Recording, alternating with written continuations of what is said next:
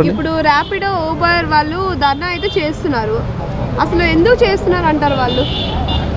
అంటే వాళ్ళు కూడా బయట తిరిగే ఎంప్లాయీస్ కాదు కదా, వాళ్ళు కూడా నార్మల్ ఎంప్లాయీసే కదా. వాళ్ళకు ఉదయం కొంతమంది పార్ట్ టైం చేసుకుంటూ ఉంటారు, కొంతమంది ఫుల్ టైం చేసుకుంటూ ఉంటారు.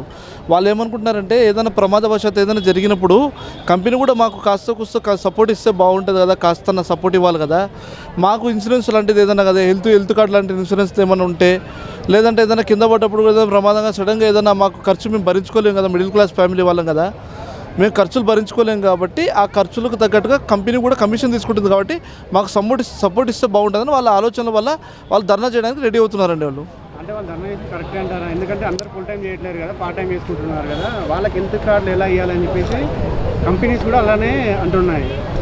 లైక్ వీళ్ళకు కమిషన్ తీసుకోకుండా అయితే కంపెనీ చేయట్లేదు కదా, కమిషన్ తీసుకుంటుంది కదా.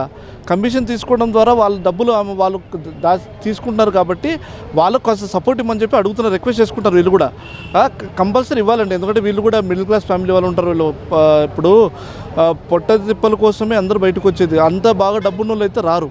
ఈ ర్యాపిడోకి రావాలంటేనే ర్యాపిడో ఎట్లుంటే చెప్పాలండి, ఇప్పుడు ఒక ఆర్డర్ ఇక్కడ పడింది అనుకోండి, ఒక ఆర్డర్ ఎక్కడో వేరే చోట కూడా పడవచ్చు. తన పెట్రోల్ చూసుకోవాలా, దాని బండి పంచర్ చూసుకోవాలా, బండి మెయింటెనెన్స్ చూసుకోవాలా, తర్వాత తన ఒళ్ళు హూనమై చూసుకోవాలా, ఒళ్ళు హూనం అవుతుంది. ఒక్కోసారి గంట పట్టచ్చు, ఒక్కోసారి వాళ్ళు 5వ ఫ్లోర్లో ఉండొచ్చు. ఒక మాట వాళ్ళ బాధలు వాళ్ళకు ఉంటాయి కాబట్టి ఇన్సూరెన్స్ అనేది కంపెనీ చేపిస్తే ఆ ర్యాపిడో వాళ్ళు కానీ ఊబర్ కానీ ఎవరైనా కానీ ఏ సంస్థలు పనిచేస్తున్నారో వాళ్ళు కొంచెం వాళ్ళ కోసం హెల్త్ కార్డు ఒకటి ఇన్సూరెన్స్ చేయించేసి ఈఎస్ఐలో ఉన్న హాస్పిటల్ ఉంది కదా, ఈఎస్ఐ హాస్పిటల్ ఉంది కదా, అట్లీస్ట్ గవర్నమెంట్ త్రూ వాళ్ళకి ఏదైనా రికమెండింగ్ చేస్తే బాగుంటుందని. అంటే అవి ప్రైవేట్ కంపెనీస్ కదా, గవర్నమెంట్ ఎలా ఇష్యూ చేస్తా అని చెప్పేసి అడుగుతున్నారు. అరే ప్రైవేట్ కంపెనీలు అయినా సరే కమిషన్ బేసిక్ మీరు తీసుకుంటారు కదా, తీసుకుంటున్నప్పుడు దాంట్లోనే మీరు కొంచెం సపోర్ట్ ఇవ్వండి, వ్యక్తిగతంగా ఇవ్వండి, దాని ఏముందండి.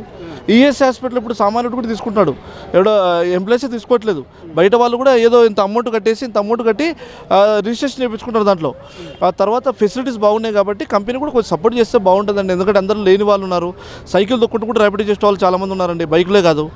కొంచెం వాళ్ళని కూడా దృష్టిలో పెట్టుకుంటే కొంచెం మీ వంతుగా మీరు యాజ్ ఎ రిక్వెస్ట్గా వాళ్ళు అడుగుతున్నారు కాబట్టి దాన్ని మంచిగా చేయండి సార్. కొద్దిగా వాళ్ళ కోసం హెల్త్ ఇన్సూరెన్స్ కార్డులు, తర్వాత వాళ్ళకి ఏదైనా సపోర్ట్ ఏదైనా జరిగినప్పుడు కొద్దిగా ఇస్తే, ప్రమాద బీమా కానీ జరిగినప్పుడు ఇస్తే వాళ్ళు కూడా హ్యాపీ ఉంటారు, మీకు కూడా కొంచెం వాళ్ళు హుషారు ఉంటారు కదా మీకు పని చేసేది, అంతే కదండి.